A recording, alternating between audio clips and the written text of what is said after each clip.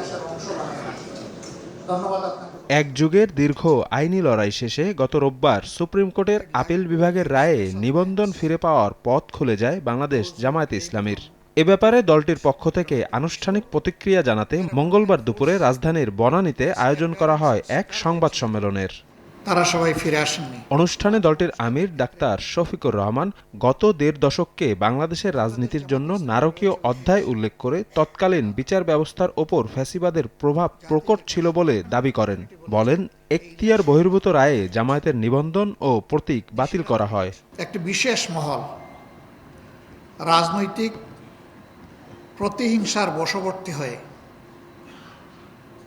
আমাদের নিবন্ধন বাতিল করার জন্য অন্যায্যভাবে বেআইনিভাবে আদালতে যায়। আদালতও এখতিয়ার বহির্ভূতভাবে এই মামলাকে আমলে নিয়ে একটা মিসক্যারিয়েজ অফ জাস্টিস উপহার দিয়েছে।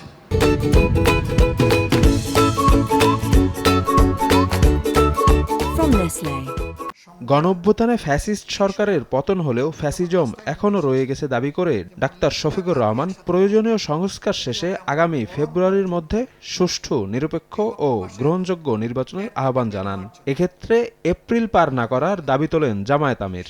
গুরুত্বপূর্ণ সংস্কার সম্পন্ন করে সরকারের প্রধান যিনি তার ঘোষিত সময়ের ভিতরে একটি সুষ্ঠু নির্বাচন অনুষ্ঠিত করতে হবে।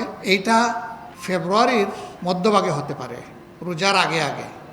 কোনো কারণে যদি এই সমস্ত শর্ত পূরণ করতে গিয়ে না হয়, তাইলে কোনো অবস্থায়